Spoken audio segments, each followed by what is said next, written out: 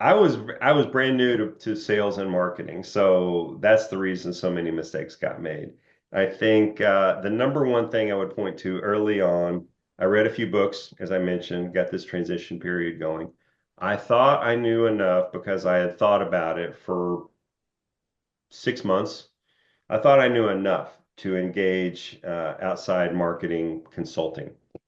I really didn't. And and I could tell with the advice that they gave back that they didn't really understand what I was trying to do, and that's because I had not articulated it. They didn't understand what was going to be different, the themes I had to hit with people. So I wasted some money early on with marketing consulting when really I hadn't even figured out branding yet.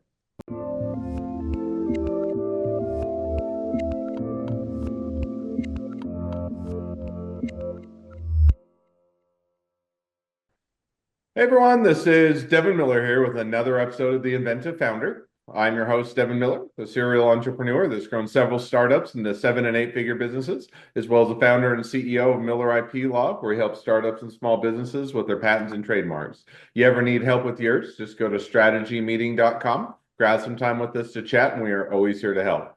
Now, today we've got another great guest on the podcast, Jeff Roberts. And Jeff, his founding journey started after doing or having a couple CIO positions and experiences, and prior to the current business, and then one of those closed, and the other one did a turnaround for a bit.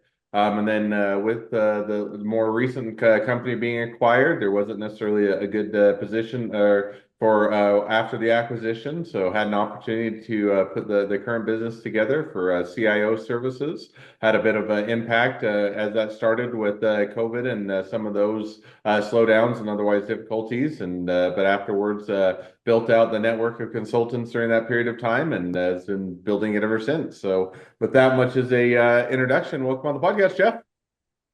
Well, thank you so much for the invitation, Devin. Great to chat with you. Absolutely. So I just gave kind of just the real quick walkthrough to that founding journey, but why don't we rewind and unpack it a little bit? So tell us just a little bit, maybe start out to kind of what you were doing just a little bit before founding the current business, kind of set that stage. Yeah, no, it's a great summary. As you mentioned, I had a career as a CIO, five different companies, generally finance and real estate sectors. Um, in 2019, early 2019, they announced that the company I was last serving as a CIO for was being sold and acquired by a large multinational. So, as you mentioned, there was not going to be an interesting chair for me when the music stopped there. So I took advantage of a bit of a off-ramp period where the new company had acquired us, but they were still in the process of onboarding our technology, and they wanted me to be around to help facilitate that and answer questions and so forth. So it was a nice kind of transition period that did give me the opportunity to think about, rather than trying to find CIO chair number six and just continuing in that I thought finally I've had this idea in my mind for several years, really since the previous transition and taken the job with HFF as their CIO. That was 2015. So 4 years later, here's an opportunity to do what I had been thinking about doing. And so I did to make that decision and formally founded Innovation Vista in December of 2019. No, so you said, okay, take that off ramp, have a good opportunity to kind of make an exit, explore, something that you wanted to previously pursue. So now walk through kind of how did you kind of go about getting the new business set up, getting that started? Did you do it with yourself, with other people? Did you, or, get it going from day one? Did you take a period of time to get it built out? So maybe or give us a little bit of a Yeah. walkthrough how you got that founded. Yeah, no, great. It was interesting actually the way that it that played out because I had that off ramp. So they announced, I want to say March of 2019, that the acquisition was happening. They had come to terms in terms of pricing. There was a due diligence period for 3 months. So up through June, and then I think July 1, the sale was papered and made official. So really from March and especially from July through December, that I was a resource for the new company. All of my people reported into other um, large, huge org charts in the IT space with the new company. So I was really there as a consultant and resource to make sure that we had some AI models, we had some really nice operating systems that were, um, I guess, part of their interest in acquiring the company in the first place. And so they wanted to make sure to get their money's worth from that and get a smooth transition. So you can envision my life for that 6 to 9 month period. I'm going to my day job, and then when I come home, I'm realizing really from March, April, May, I'm sort of orbiting around this idea that when this is over, I'm not going to find another W-2 job. I'm starting a consulting firm. And I say firm. I decided early on I did not want to just freelance. I do freelance. I take care of at least one client at a time in my practice just to keep my skills sharp. But I really was interested in growing a business in the business development side. So I began to play around with branding. I was reading a ton of books at this point and listening to books on tape, going to and from the office, thinking about branding, marketing. How do you position yourself in a very crowded space? IT consulting, I mean, it is hundreds of thousands of firms. So how do you sort of stand out? And what's going to be unique about what I do and the way I do it versus all these competitors out there? And ultimately, why would companies want to use Innovation Vista? So all these big questions, I came up with answers to all of those. I give myself about a B minus, I think. It was my first time going through a lot of that. I was naive. I made a lot of mistakes trying to be all things to all people early on. Really took a while to dial in. And as you mentioned in your intro, right after starting, I mean, I'm within 3 months of starting the firm, here comes COVID. And so, I had enough time there to get a feel for traction with clients and what seemed to be resonating with them and had ink on the page on our first engagement and everything. But then all of that forward progress just stopped. And the client that I had an agreement with literally was the paper was signed the Friday the 13th of March, and I got a call on the 16th of March from the same executive that signed the paper, their CFO, saying, we can't do it. We want to, we will eventually we hope, but right now we have people telling us they're scared to come into work. Our executive team has been on the phone all weekend long. We don't know which end is up. It's just not the right moment to start this, strategic planning for digital transformation. It's just right now we need to just operate and survive, Hmm. which can't argue with that, right? So that client took 8 months to figure out, the world was not ending. Early on, we were wondering, right, what's happening here, and what happened in New York and so forth, especially. But as time played on, it became clear that all right, this is kind of a little hiccup here. The economy certainly took a jolt. Um, and I was not able to get really any productive time with clients during spring and summer of 2020. So as a new founder, you know, 3 months of of reasonable success and some learnings and then nothing. And so very difficult. A lot of great government programs there. None of them qualified for me. Hmm. Uh, I wasn't in business the previous year. I didn't have any revenue. I didn't have any payroll. Like I literally was a W-2 person in 2019. So none of the PPP and all of that um, applied to me, which is fine. I mean, I'm glad that it was there for the people that did qualify. I think it did a lot of good in keeping organizations together during that rough patch rather than scattering everybody to the wind. Anyway, so what I found to do productively in spring and summer was build my network to meet freelance CIOs and CTOs out there, really worldwide. Hmm. And so I think I had probably 60 in my network when I started the firm. And by that fall of 2020, I was approaching 300.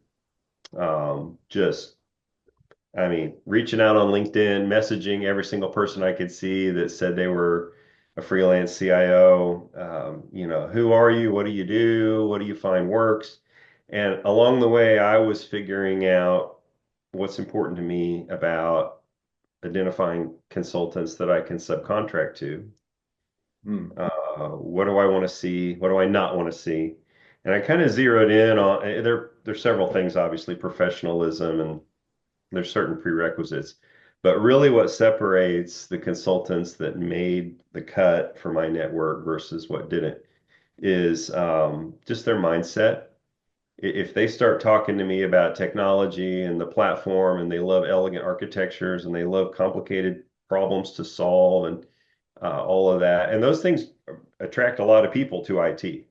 Don't get me wrong, but for the C-level mindset I was looking for, I don't really look for that. That is there's a prerequisite level of technical skill needed for what we do.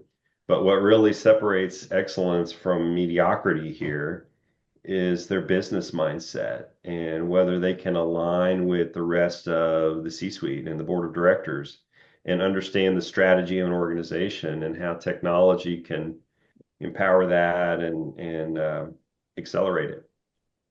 So that's a little bit of what was on my mind and figuring some things out really that first 6 months after COVID. Then we enter phase three, which is nice, thankfully. The world sort of got its bearings again, and I began to have more traction and more success. And so from the fall of 2020 forward, it's been a growth story. It's not exponential growth. It ranges our growth rate from 40 to 60% a year, but So it's just before we get too far into that, just kind of a follow-up question to that. So, you took the COVID period, rough for a lot of businesses, made the best of it, built out a great network, took some additional time to probably, give those considerations. Now, as you're now coming out of COVID, you have that kind of great network in place and you have a lot of the connections built out, and otherwise that took some of that additional time. How did you go about kind of now executing it or start to build up back up that clientele? yeah, no, that's a great question. In some sense, I restarted what I had in the first quarter. So some outbound messaging, reaching out to people one-on-one, explaining what I do briefly, seeing if there's any impact there or potential interest in a discussion.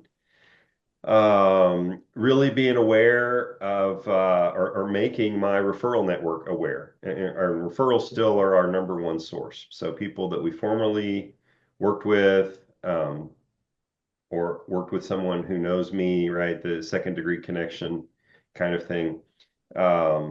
Really began to realize the importance of staying top of mind for those people. And we didn't do an automated newsletter at the time in 2020, but we afterward began to send one to them just to sort of keep them warm and share some, market trends and some thought leadership things with them that helps them hopefully have an interest in reading our newsletter every 60 days. Hmm. Um, so yeah, it started up advertising again. I don't spend a lot on advertising, but I do a little bit on pay-per-click on the search engines and then also on LinkedIn. Um, yeah, I began to have some optimism. And what happened, it was sort of a cart and a horse. People began responding. The client that had ink on the page came back to me and said, "This is great. Now we're ready to start. When can you start?" Other clients, other prospects that I was hoping to turn into clients began to actually respond. And I say in some ways, I restarted what I had going in early 2020. In other ways, I did change it in some important ways because of COVID. And COVID really changed the world. So fractional CIO was my primary kind of label early on. I began talking a lot more about virtual CIO after COVID for the simple reason that the world had been forced to get used to conducting business like this over video conferencing. And that's very powerful for my practice. Really has been a silver lining in the cloud of COVID because if it's fractional and people are popping into the office once a week, I've got to search obviously around a certain radius of location there where they can make that trip. If it's virtual, the geographic filters can be taken off or at least simplified. It becomes a time zone question.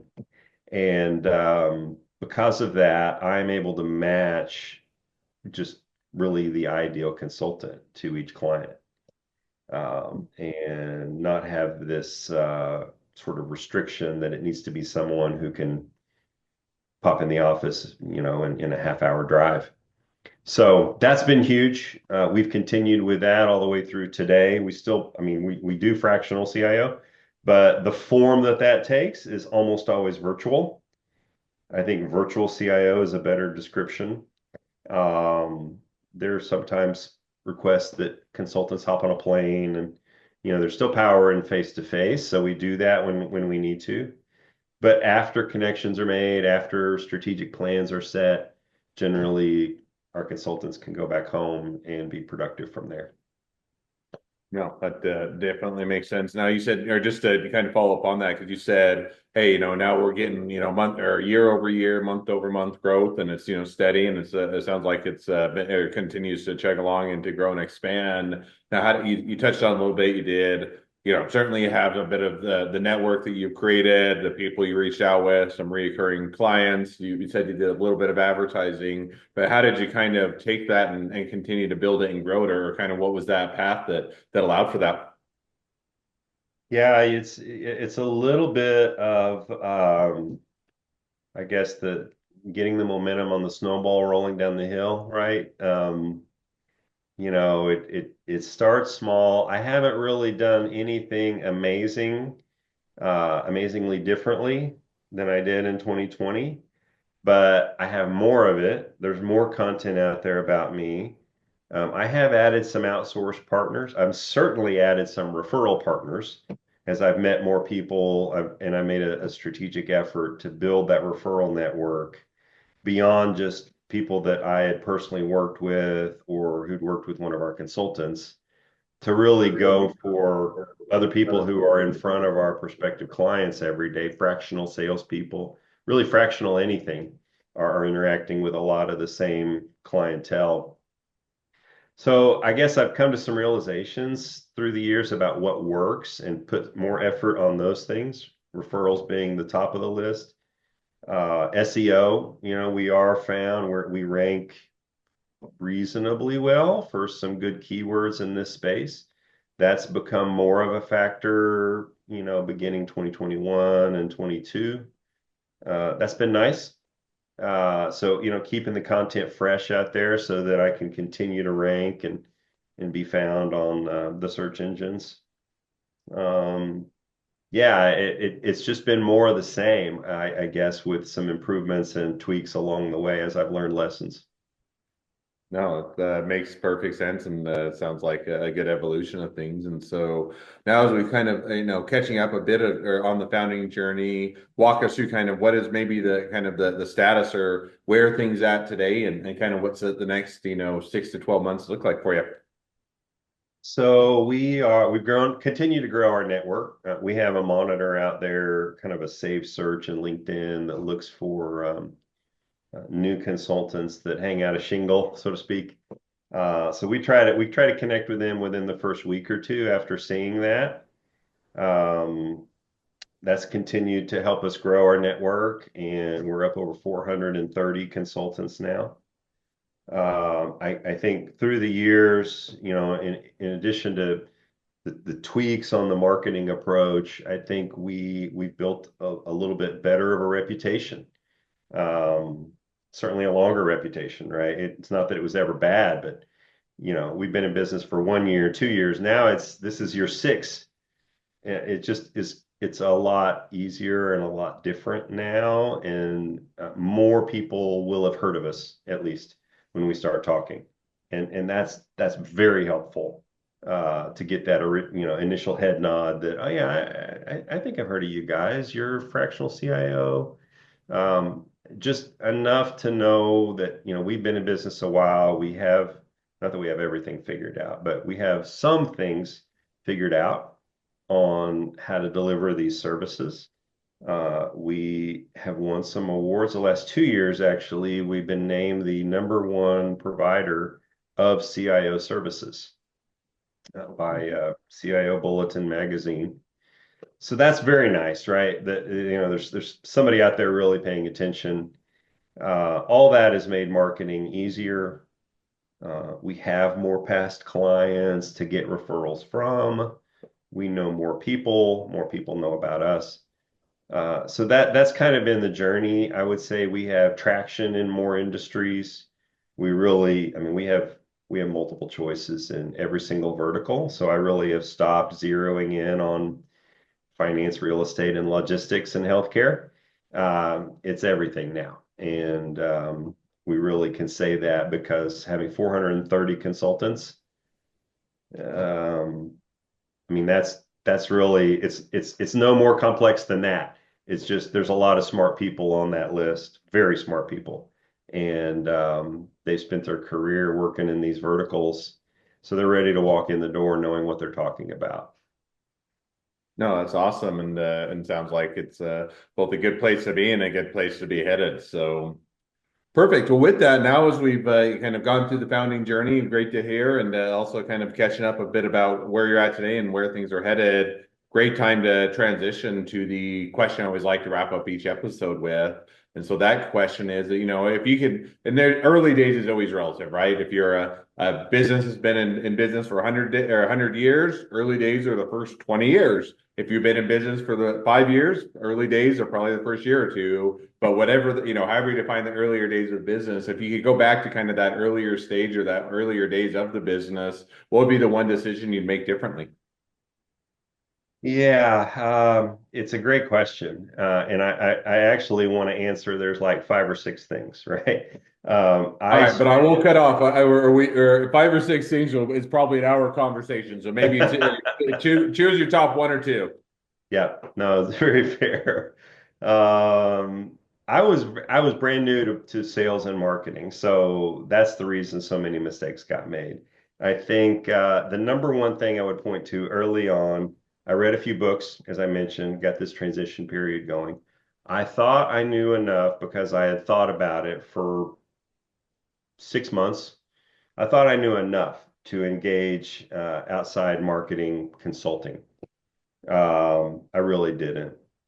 And and I could tell with the advice that they gave back that they didn't really understand what I was trying to do, and that's because I had not articulated it. They didn't understand what was going to be different, the themes I had to hit with people. So I wasted some money early on with marketing consulting when really I hadn't even figured out branding yet.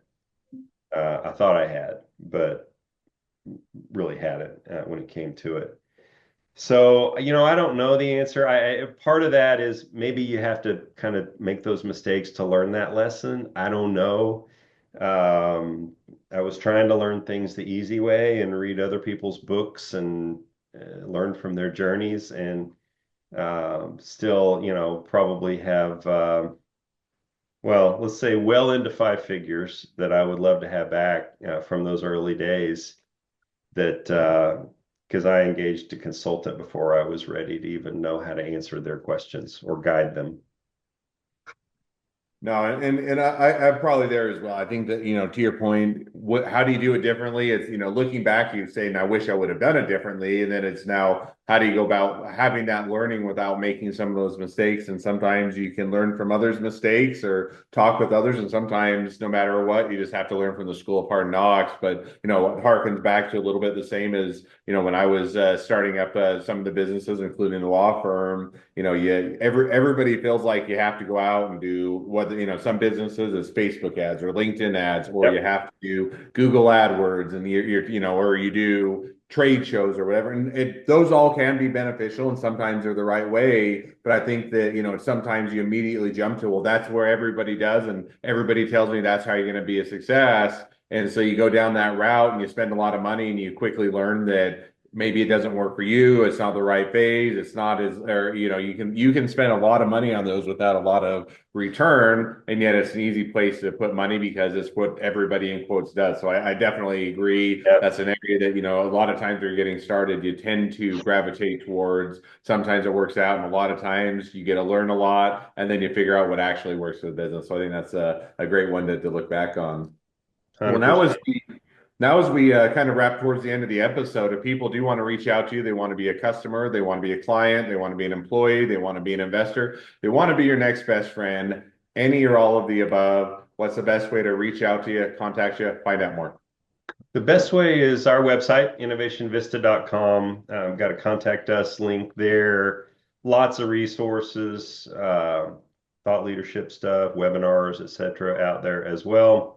I'm also very active on LinkedIn, so certainly happy to take a message in my LinkedIn mailbox. And it doesn't have to be something that leads to an engagement, right? I always say I'm happy to talk about this stuff. It's my favorite topic. IT, AI strategy, digital transformation, all these things that we serve on. I love it. It's so fun. I'm having a blast right now doing what we're doing. And so, yeah, would really welcome anyone to reach out if you want to chat about these things.